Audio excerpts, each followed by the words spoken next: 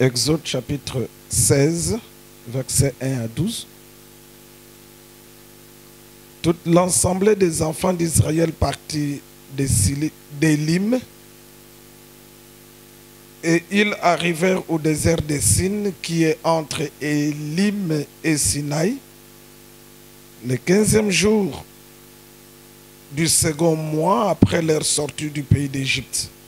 Et toute l'ensemble des enfants d'Israël murmura dans le désert contre Moïse et Aaron. Les enfants d'Israël leur dirent: que ne sommes-nous morts par la main du Seigneur dans le pays d'Égypte, quand nous étions assis près des pots de viande, quand nous mangeons du pain à satiété? Car vous nous avez menés dans ce désert pour faire mourir de faim toute cette multitude. Sautons, prenons directement le verset 12. Le Seigneur s'adressa à Moïse et dit: j'ai entendu le murmure des enfants d'Israël. Que le Saint-Esprit donne le sens à ces Écritures, afin que nous ayons la vie. Que tout se fasse dans le nom de Jésus-Christ de Nazareth. L'honneur, le règne, la domination, l'autorité, la puissance, pour des siècles et des siècles.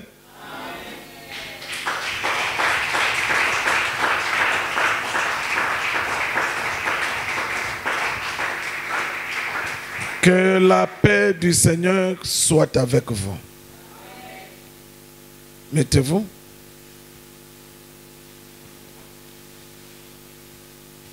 Bien-aimés dans le Seigneur,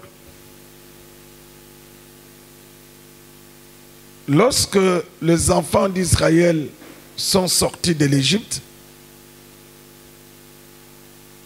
c'était une délivrance à main forte. C'est-à-dire que c'était une puissante délivrance, parce que la délivrance que Dieu avait opérée pour les enfants d'Israël en Égypte, c'était une forte délivrance. Pourquoi? Parce que Dieu avait frappé les Égyptiens et Dieu aussi a frappé le Dieu des Égyptiens. Souvenez-vous que les Égyptiens avaient leur Dieu. Lorsque Moïse et Aaron étaient devant Pharaon, et que Aaron a jeté son bâton, qui était devenu un serpent, Aaron jette son bâton, ce n'était pas le bâton de Moïse, mais c'était le bâton d'Aaron. Aaron a jeté son bâton, le bâton d'Aaron est devenu un serpent. Et les magiciens de l'Égypte, Janès et Jambres, c'est comme ça qu'ils s'appellent, qu'ils s'appelaient. Janès et Jambres, eux aussi, ils avaient fait le miracle. Janès et Jambres ont jeté leurs verges et cela aussi était devenu des serpents. Donc il y a deux forces, ou il y a deux puissances. Il y a la puissance de Dieu des Hébreux qui agit par le bâton d'Aaron. De l'autre côté, il y a la puissance de Dieu des Égyptiens qui agit par le bâton de Janès et Jambres. Amen, amen. Donc on se retrouve avec deux puissances, deux forces côte à côte. Alors maintenant, qu'est-ce qu'ils font? Il fallait que le plus fort puisse gagner. Le bâton d'Aaron devint un serpent. Le bâton de Janès et Jambres devinrent des serpents. Mais la parole dit que le bâton d'Aaron engloutit le bâton des magiciens. On n'a pas dit que le serpent d'Aaron englouti les serpents des magiciens. Comme beaucoup ont l'habitude de confesser et de chanter et de prêcher. Ce n'est pas écrit que le serpent de Aaron avait englouti les serpents des magiciens. Non, ce n'est pas écrit. Ce sont les gens qui disent. Mais ce qui est écrit, c'est que le bâton d'Aaron avait englouti le bâton de magicien. Pourquoi? C'est parce que le bâton symbolise la force, symbolise la puissance.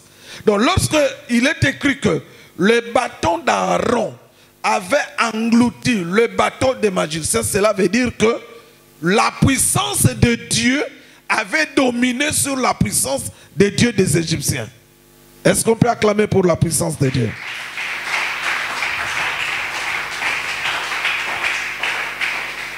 Et ce Dieu des Hébreux, il a frappé les Égyptiens et les enfants d'Israël ont vu cela. Dieu les a fait sortir en frappant des morts tous les premiers-nés des Égyptiens. Les enfants d'Israël sont sortis. Dieu les a conduits par le chemin de la mer Rouge. Arrivés devant la mer Rouge, ils ont encore vu la puissante main de Dieu qui a séparé les eaux de la mer en deux. Il les a fait traverser. Et les Égyptiens qui venaient, Dieu les a engloutis dans la mer Rouge. Les enfants d'Israël ont vu cela. Arrivés dans le désert, Dieu a commencé à donner au peuple la manne. Le peuple a commencé à manger de la manne.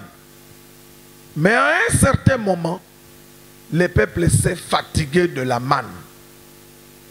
Le peuple a dit, mais pourquoi chaque jour seulement la manne, la manne, la manne? En Égypte, on mangeait de la viande. Voilà les choses que Dieu n'aime pas. Voilà les choses qui ne plaisent pas à Dieu. Le murmure. Le peuple commença à murmurer. Et dans les murmures, le peuple commença à se souvenir de ce qu'il mangeait en Égypte.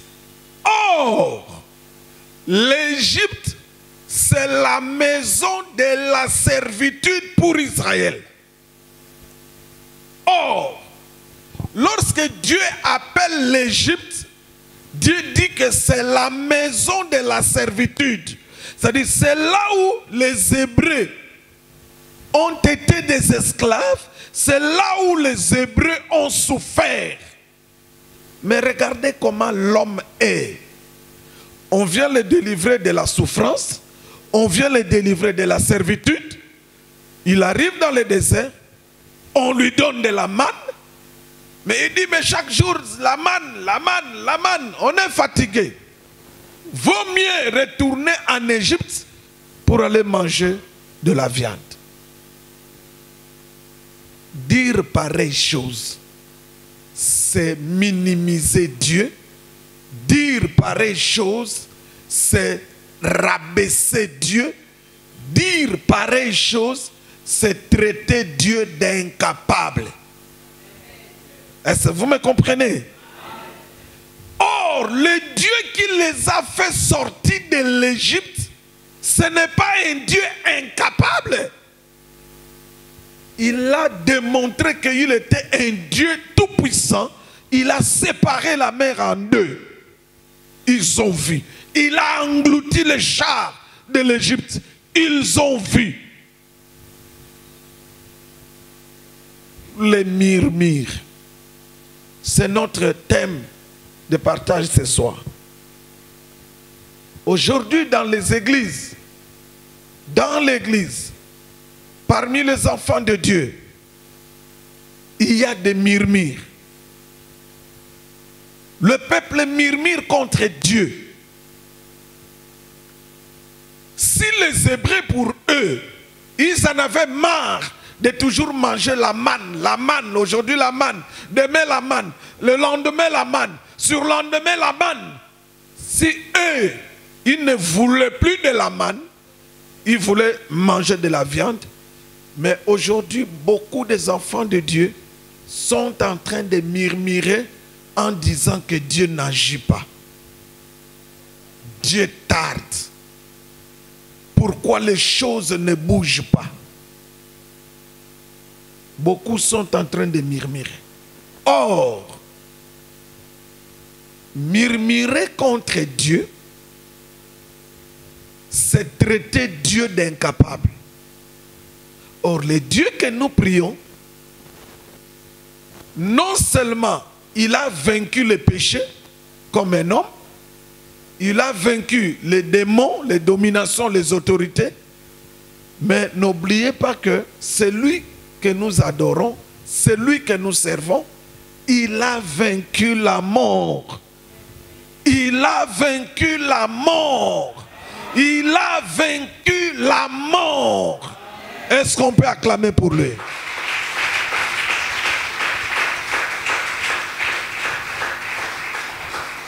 Mes frères et sœurs, vous pouvez tout dire sur Jésus. Vous pouvez murmurer contre Jésus. Mais n'oubliez jamais qu'il a vaincu la mort. Tout celui qui est passé par la mort est retenu par la mort. Même Abraham, l'homme de la foi, le père de la foi, il a été retenu par la mort. Même David, l'homme selon le cœur de Dieu, il a été retenu par la mort. Même Salomon, l'homme de la haute sagesse, avant lui et après lui, il n'y a jamais eu des hommes aussi sages que Salomon, mais la mort l'a retenu. Mais seul Jésus, lorsque la mort a rencontré Jésus, lorsque le séjour des morts a reçu Jésus dans son sein, il avait suffi que Jésus passe 2 jours et le 3e jour il était sorti. C'est ce Jésus-là, c'est celui qui nous conduit aujourd'hui. Si la mort n'a pas empêché Jésus de ressusciter, si le séjour des morts n'a pas empêché Jésus de sortir d'entre les morts, rien aujourd'hui ne peut empêcher Jésus de faire ce qu'il a promis. Il a dit avant de mourir, il disait à ses disciples, il disait aux apôtres, je vais mourir, mais le 3e jour, je vais ressusciter. Ce que Jésus disait là, même les pharisiens, même les sadducéens, ils avaient entendu. Les souverains sacrificateurs, les sacrificateurs avaient entendu. Parce qu'un jour, ils ont dit à Pilate, il dit, quand on avait enterré Jésus, ils ont dit, donnez-nous des gardes, qu'on puisse le mettre, au tombeau, de peur que ses disciples viennent quoi? Viennent les voler. Mais c'est parce qu'ils avaient écouté que Jésus avait dit qu'il mourra et le 3e jour il va ressusciter. Ni les diables, ni les démons, ni les hommes ne pouvaient empêcher la résurrection de se manifester. Amen, amen. Amen. Les enfants d'Israël ont vu Dieu agir. Mais quand ils ne voulaient pas de la manne, ils ont commencé à murmurer contre Dieu. Murmurer contre Dieu, j'ai dit, ça veut dire rabaisser Dieu, ça veut dire rendre Dieu incapable. C'est-à-dire, celui qui murmure contre Dieu, il est en train de dire, Dieu, toi tu es incapable, tu ne peux rien. Ce n'est pas un Dieu comme ça qu'il faut murmurer. Il vous fait délivrer, vous étiez un peuple sans force. En Égypte, c'était que des esclaves. Ils n'avaient pas des armes. Mais ce Dieu-là les a fait sortir. Devant la mer Rouge, derrière cette armée puissante de Pharaon qui venait, Dieu les a délivrés. Mais c'est dans le désert où le peuple commence à murmurer. Pourquoi? À cause du manger. Pourquoi chaque jour, ce Dieu-là doit nous donner de la manne? Nous voulons la viande. Retournons en Égypte. Peut-être tu es là, tu te dis, mais ça tarde, ça tarde. Quand j'étais dans le monde, je n'étais pas comme ça. Quand j'étais dans le monde, j'avais l'argent. Quand j'étais dans le monde, mes histoires marchaient. Oui, mais tu étais dans le monde, mais tu étais dans la mort. Amen, amen. Comment tu peux te rappeler du monde, là où tu étais autrefois, pendant que le monde c'est la mort? Heureux, heureux, tous ceux qui comprennent que le monde pour eux c'est le passé. Ils ne peuvent plus y retourner. Nous devons regarder de l'avant. Mes frères et sœurs, le Dieu que je vous enseigne, que je vous prêche, c'est un Dieu vivant. Le Seigneur dit à Jean, dans la vision, dans le livre d'Apocalypse 1, verset 18, il dit, « Je suis le premier et le dernier. J'étais mort et je suis vivant. » Il dit, « J'ai les clés de la mort et du séjour des morts. »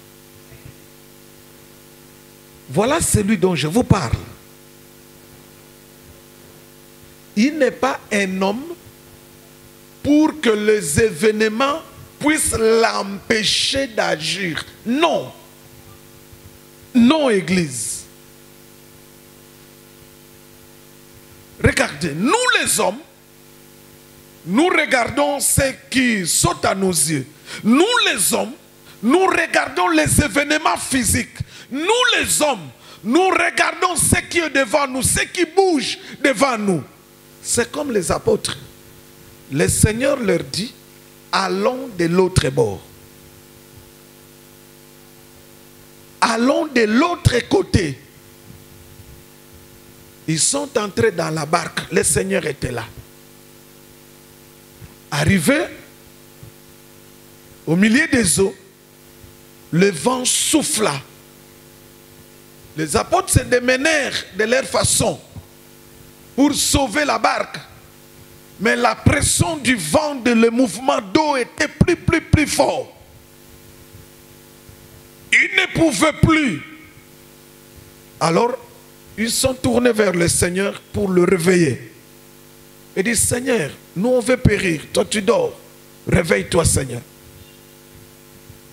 Ce que j'aime dans cette affaire, lorsque le Seigneur s'est réveillé, il n'a pas passé son temps à gueuler les apôtres pour leur manque de foi. Non. Le Seigneur a laissé les apôtres. Il s'est occupé d'abord du vent et de l'eau. Il les a arrêtés. Ce n'est qu'après il est venu avec ses disciples pour leur dire, pourquoi n'avez-vous pas de foi? Mes frères et sœurs, la parole de Dieu, c'est l'unique vérité. La parole, c'est la vie. Le Seigneur a dit, mes paroles sont esprit et vie. La vie, là où il y a la vie, même si la mort venait, la vie va toujours se manifester que c'est la vie. C'est-à-dire la parole de Dieu reste la parole, quelles que soient les circonstances.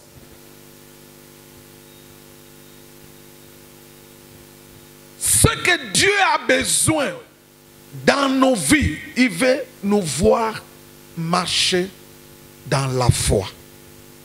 Mes frères et sœurs, sans la foi,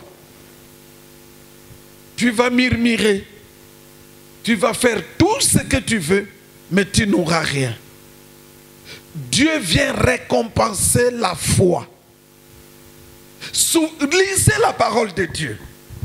Lisez la parole de Dieu. Vous allez voir, dans les jours de sa chair, quand il était un homme sur la terre, quand Jésus marchait, quand Jésus opérait les miracles, la seule chose que Jésus louait, appréciait dans l'homme, c'était la foi. Lisez la Bible. Lisez Matthieu, Marc, Luc, Jean. Lisez-les. Vous allez remarquer que la seule chose que le Seigneur appréciait chez l'homme, que le Seigneur louait chez l'homme, ce n'était que la foi. Lorsqu'il a entendu manifester la foi du centenier, le Seigneur dit, même en Israël, je n'ai jamais vu une telle foi. Lorsqu'il partait chez Jairus, guérir sa fille de 12 ans, mais la femme qui coulait le sang pendant 12 ans est intervenue. Le Seigneur s'est arrêté. Il a pris le temps à cause de la foi de cette femme. Il n'y a que la foi qui peut arrêter la marche du Seigneur et le Seigneur peut commencer à te parler. Qui m'a touché? Personne. Qui m'a touché? La femme a dit, c'est moi. J'ai coulé le sang, je t'ai touché, je suis guéri. Et le Seigneur a dit, ta foi t'a sauvé. Ce qui manque, c'est la foi. La foi, c'est faire confiance à Dieu, qu'il agira, quelles que soient les circonstances de la vie.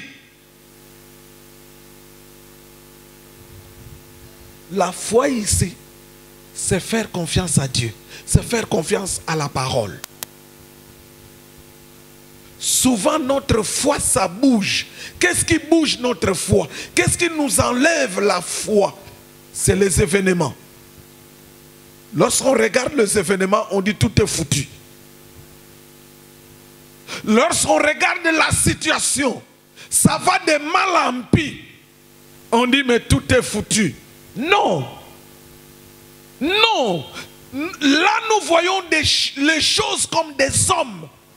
Mais un homme de foi ne regarde pas ce qui frappe aux yeux. L'homme de foi ne regarde pas les événements malheureux. L'homme de foi ne regarde pas les circonstances. L'homme de foi, il n'est pas bougé parce que la situation va de mal en pis, que lui commence à tâtonner, à pleurer. Non. L'homme de foi, il garde sa foi. La parole dit que le juste vivra par la foi. Sans la foi, tu n'obtiendras rien. Et mes bien-aimés, vous devez le savoir que dans la marche avec le Seigneur, notre foi doit toujours passer par le feu des épreuves. Il y aura toujours des circonstances qui vont arriver. Il y aura des situations compliquées. Mais nous devons compter que sur Dieu. C'est-à-dire, nous devons dire au-dedans de nous que malgré ce que je vois, malgré la personne est toujours malade, malgré que les choses ne marchent pas, malgré que malgré ce que le médecin a dit, malgré je n'ai rien, mais je garde au fond de mon cœur la confiance à Dieu. Je sais qu'il s'élèvera et il agira. C'est pourquoi Job, qui a tout perdu dans un seul jour, Job qui a tout perdu dans un seul jour, il a tout perdu.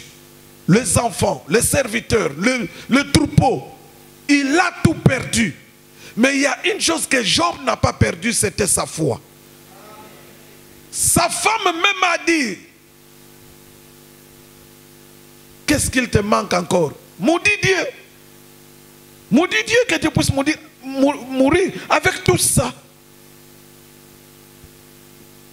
Les amis de Job sont venus. 3 amis de Job. Ils ont commencé à parler, à taquiner Job. Et croyaient que Job avait péché. Parce que pour les 3 amis, personne ne peut souffrir de cette façon-là. Mais Job, lorsqu'il prend la parole, il le dit.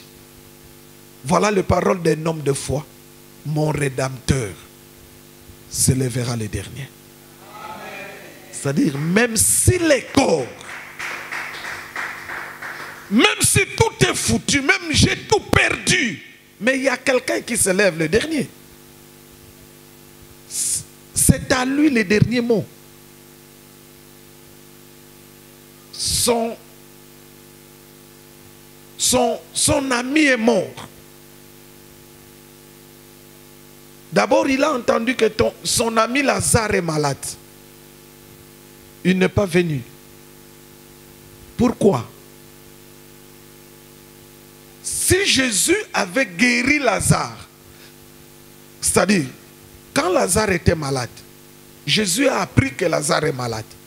Si ce jour-là, Jésus était revenu vers Lazare pour le guérir, ça allait se faire.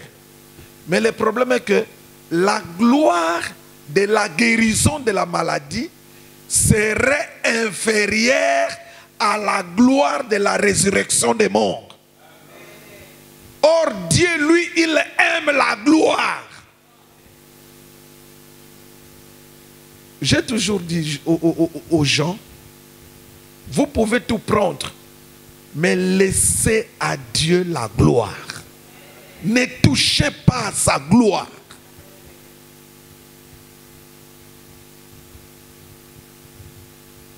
Amen, amen. Est-ce qu'on peut acclamer pour la gloire du Seigneur?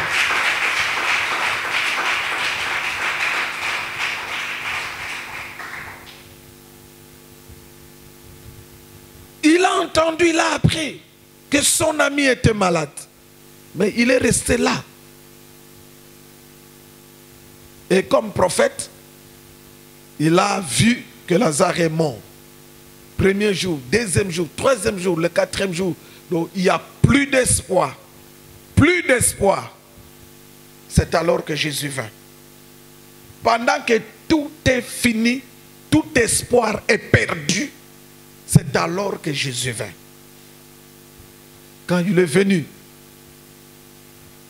la sœur de Lazare est venue, a dit à Jésus, mais si tu étais là, mon frère n'allait pas mourir. Ça aussi c'est la foi, c'est qu'il savait que Jésus a la puissance. Jésus a la puissance de guérir son frère. Mais il lui manquait la foi dans la résurrection. Il avait la foi dans la guérison. Mais il n'avait pas la foi dans la résurrection. Est-ce que vous me comprenez?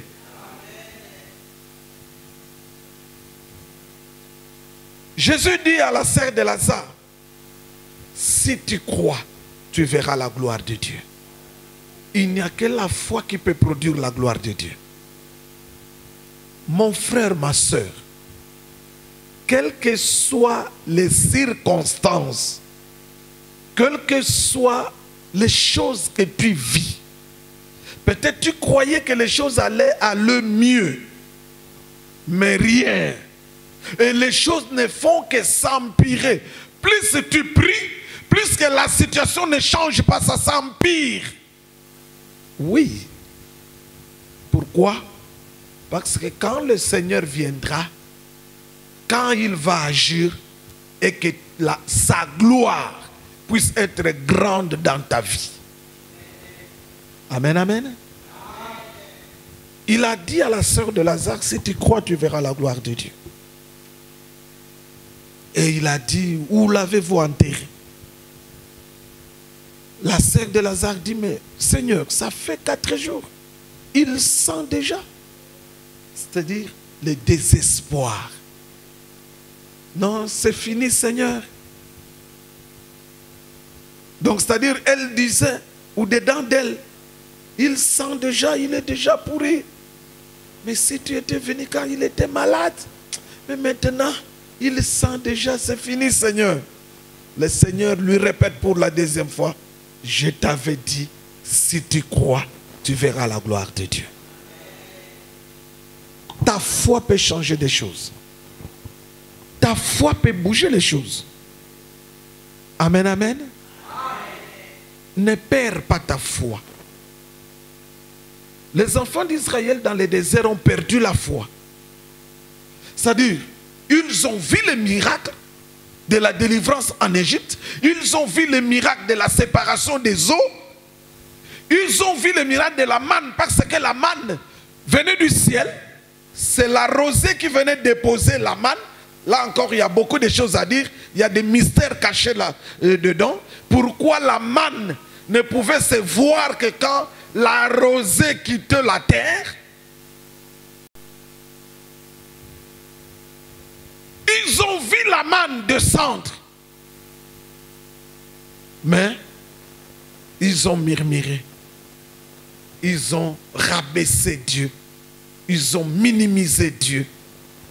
Ils ont cru que Dieu était incapable de leur donner la viande qu'eux mangeaient en Égypte. Mais au finish, Dieu leur a donné de la viande dans le désert. Amen, amen. Amen. Ne murmurez pas. Jeune sœur, tu as déjà pris la décision. Tu as abandonné tous les copains. Tu as abandonné les chéris. Tu dis, je vais marcher dans la crainte de Dieu. Je vais attendre quelqu'un qui viendra me prendre pour le mariage. Mais quand tu manques, tu commences à penser à celui-là. Ah, quand j'étais encore avec lui, il m'a donné de l'argent. Je ne pouvais pas manquer le lait de beauté. Non. Là, c'est du murmure. Là, tu minimises Dieu. Là, tu rabaisses Dieu. Élève Dieu par ta façon de voir les choses. Accepte les temps difficiles. Tout le monde doit passer par là. Et nous devons savoir, mes frères, qu'il n'y a pas de gloire dans nos vies si nous ne passons pas par la souffrance. Si aujourd'hui, Jésus est glorifié partout, chanté, on danse pour lui, on le loue partout dans le monde. Mais c'est parce qu'il a souffert la croix. Il a accepté d'être humilié. Il a accepté la souffrance jusqu'à la fin. Et à la fin de chaque souffrance vient la gloire. À la fin de la souffrance de Job est venue la gloire. Accepte la souffrance. C'est pour la gloire de Dieu. Et c'est pour aussi la gloire dans ta vie. Les chrétiens d'aujourd'hui n'aiment pas la souffrance. Mais et pourtant, l'apôtre Pierre dit ceci. Comme Jésus a souffert, nous aussi, nous devons nous armer de cette pensée de la souffrance. Armez-vous dans la pensée que je dois aussi souffrir. Amen, amen. Amen. Notre souffrance en tant que chrétien, c'est une souffrance qui vient pour produire en nous la patience. C'est une souffrance qui vient pour purifier notre foi, pour faire grandir notre foi. Ne murmurons pas. Ne pensons plus à l'Égypte. Ne pensons plus au monde. Mais comme nous avons cru en Jésus-Christ, comme nous avons décidé de marcher avec lui, continuons à marcher avec lui. Ne lâchons pas. Ne lâchons pas. Josué et Caleb, ils ont gardé la foi aux promesses de Dieu. Quoique ce pays était rempli de géants, pendant que les 10 autres espions avaient peur, ils ont dit